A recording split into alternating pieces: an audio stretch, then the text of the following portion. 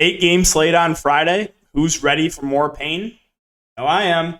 So before we get into this video, let's recap my lineup from tonight. So tonight, it's looking like a great night. I had relatively low on Spencer Dinwiddie smashing. I had Rui. I had Barton. Was looking good.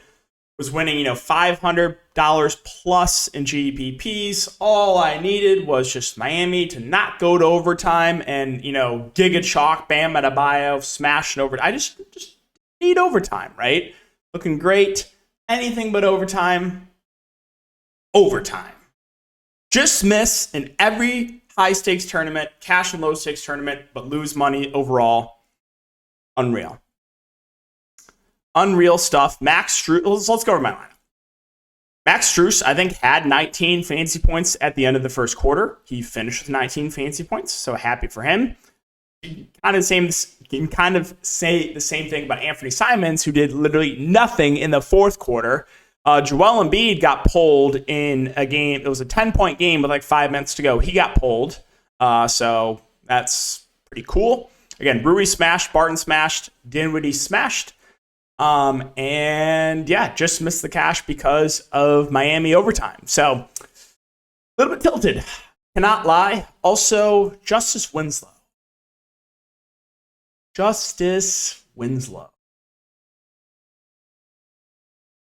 So, I played Justice Winslow last slate at no ownership. No Nurkic, no Jeremy Grant. Best possible matchup. 10 fantasy points. I'm thinking, I can't get burned by Justice Winslow again. He just caused me so much pain. Can't do it. So I fade Justice Winslow.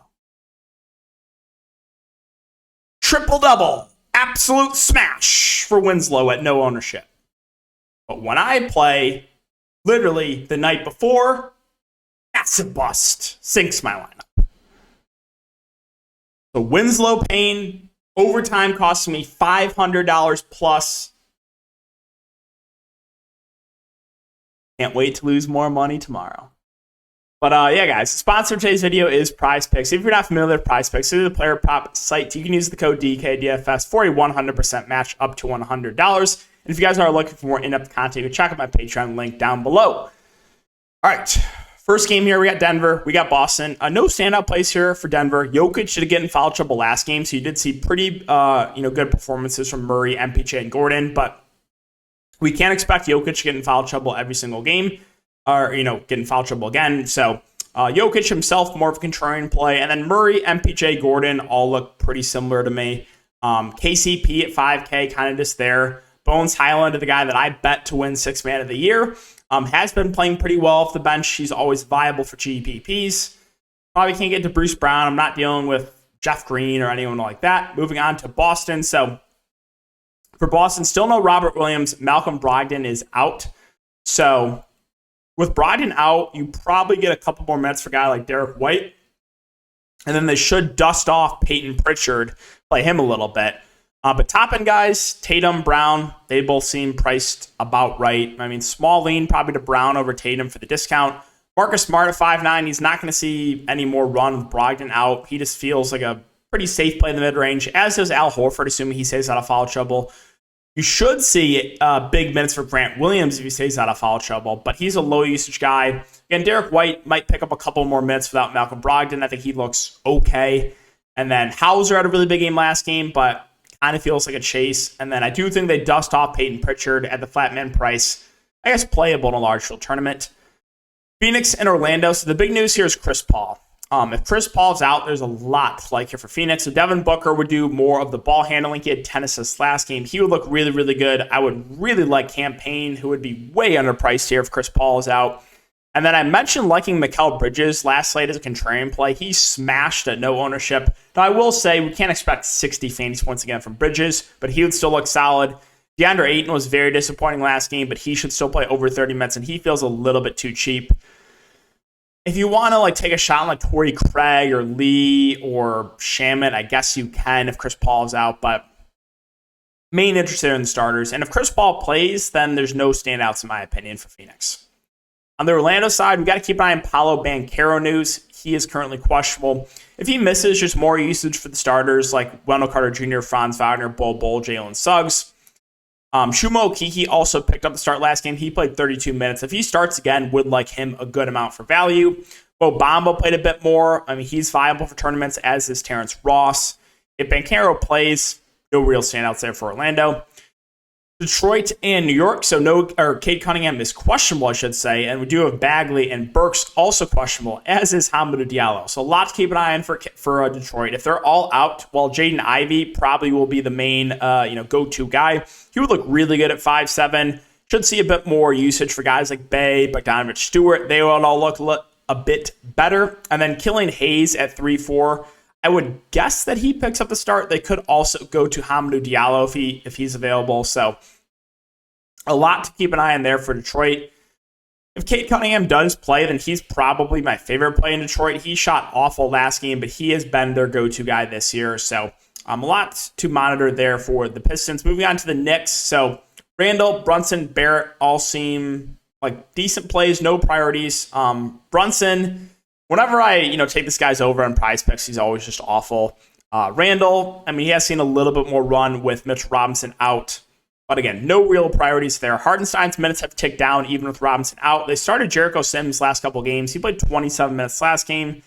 The only issue is he's not the best point per minute guy, and they could go a different direction. They could go Hartenstein, give him more minutes. They could go small ball, Obi Toppin. So that's the downside there with targeting a guy like Jericho Sims. I mean, Cam Reddish is very cheap, but he has been awful. All right, moving on to Toronto and OKC. So still no Siakam. Achua is out as well. Van Fleet 8'4", still my favorite option. Still the guy that gets the biggest bump without Siakam at the court. So do like him a good amount. This group of Barnes, OG, and Gary Trent all look solid. No priorities there for me. With Achua out, I still don't know if it does a ton. I mean, this group of like Boucher, Koloko, Otto Porter, Thad Young. If you want to take a shot at one of those guys for tournaments, you can. They're going to go with a hot hand, though. Like most of the time, Trent, OG, Barnes, Van Fleet are playing huge minutes, and then like one of those guys is going to have a solid game. But good luck trying to figure out who it's going to be. On the Thunder side, I always like Shea for tournaments at 9.2K. He should play big minutes. He's solid.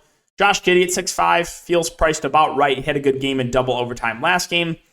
The rest of the Thunder, it's just hard to get to anyone. Dort, just a secondary play. There's no Darius Baisley, but the Thunder will play like 14 guys.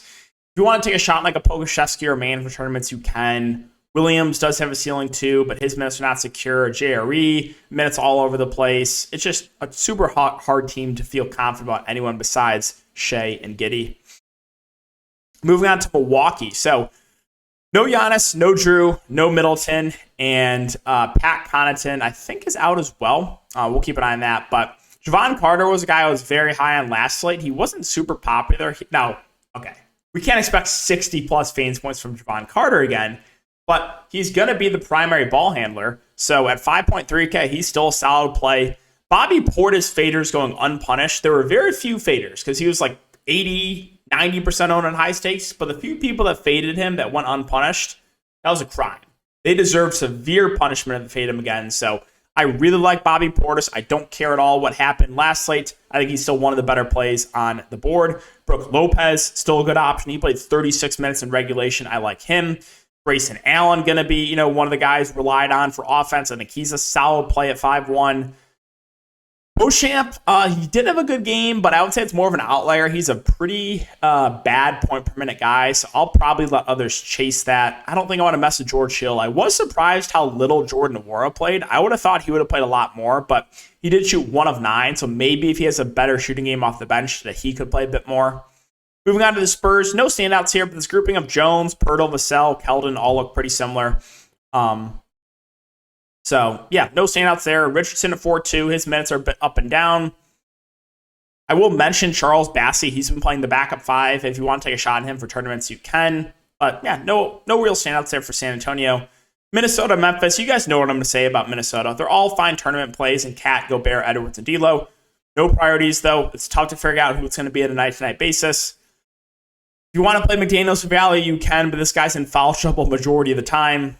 So that's kind of Minnesota. On the Memphis side, John Morant, so his minutes have ticked up a little bit in regulation. 35 minutes now, back-to-back games. I think he's a solid GPP play. I'm not scared of Minnesota defensively, so I do have some interest in Ja. Bane, Brooks, they both feel priced about right. I will say Steven Adams does feel a little bit too cheap, especially for his role of playing around 30 minutes a game. So this is a big front court against Minnesota. I think Adams plays around 30 minutes. He feels like a relatively safe play. Santa Claus, Aldama, his minutes have been ticking down. They've been going a bit more small with Conchar, but he hasn't been doing much. So that's Memphis. Moving on, last couple games here, Cleveland and Golden State. Here's Garland. Start here. Here is Garland. So let's talk about this Boston game, right? I'm on Darius Garland, his first game back. Way too cheap. I'm like, yeah, I really like Darius Garland. Then we get news from JB Bickerstaff. He's going to play in short stints. So I'm like, all right, he can't play Darius Garland. There's no way. They're limiting his minutes. Nah, we'll pivot off. 42 minutes. 60 bomb for Garland. But when I finally buy in one of the best possible matchups, 1 of 9 shooting, 16 fantasy points. 16.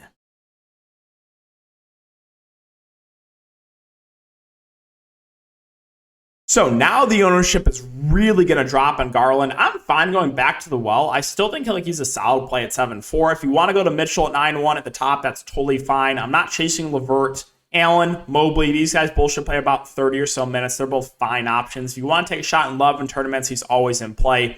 There's no chance you couldn't pay me to roster Dean Wade or Isaac Okoro. Like you couldn't pay me to roster those.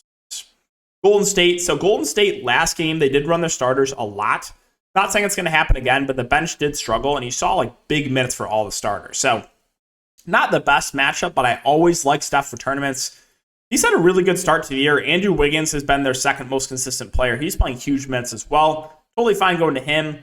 Cool. He's up. He's down. Again, does have a ceiling, but also a low floor. Draymond, Clay. Again, these guys saw big minutes. 36 minutes for Draymond last game. 38 for Clay. So there's no longer a limit on either of them. They both feel like pretty safe options. Now, I don't think we get 36 and 38 minutes again, but as long as we get 30 plus minutes, I like both Draymond and Klay Thompson. Looney, if he stays out of foul trouble, should play, low to mid 20s minutes. He's a fair value play. If you want to take some shots in these guys off the bench, you can, but you can just never trust Steve Kerr. And finally, Sacramento and the Lakers, late night hammer. And this might be the most appealing game on the slate, to be honest. So a lot to like here. Fox, Sabonis. This is where the offense is running through. I don't know why Fox only played 29 minutes last game, but more often than not, he's going to play 35 to 38 minutes. So he looks good. My boy Sabonis, been in foul trouble a bit of late, but if he stays out of foul trouble, he will most likely play mid-30s minutes. I do like him a good amount and a great matchup. Keegan Murray, minutes have been a little bit all over the place for him, but I think he's fine. This group of Keegan Murray, Herter, Barnes all look pretty similar to me. More often than not, you're probably going to get around 30 minutes for all these guys, which makes them all secondary plays, no priorities. Malik Monk, though, the minutes have been ticking up 28, 31, and 27 minutes over the last 3 games. If he's going to continue to play that much off the bench, I do like him a good amount. Plus, you got to factor in revenge game narrative if you're into that. Probably not going to anyone else, so like Davion Mitchell or Trey Lyles or anyone like that. Finally, the Lakers. So no LeBron James. Schroeder's still out. Lonnie Walker practiced tonight, so I assume he will be back. Anthony Davis at 10-2. No LeBron. He should be the go-to guy. I think he's a pretty good play and a good matchup. I also do like Westbrook a good amount. Without LeBron, he's still going to come off the bench, but probably will play 35-ish minutes. So I do like Westbrook a good amount. And then Lonnie Walker, assuming no limitations, should be that number 3 offensively. I think he's a pretty good option in the mid-range. This group of Pat Bev, Troy Brown, Reeves should see solid run. They're all fair plays. They've all been pretty disappointing as far as point per minute, but they're playable values. I don't think I'm going to mess with anyone else like Jones or Gabriel or Kendrick Nunn. So, yeah, that's the Lakers, guys. And that's going to wrap it up for the video as well. So if you have been enjoying the content, make sure to like, subscribe, hit the notification bell. Closing in on 13,000 subscribers. So, again, thank you as always. And I'll see you guys in the next video.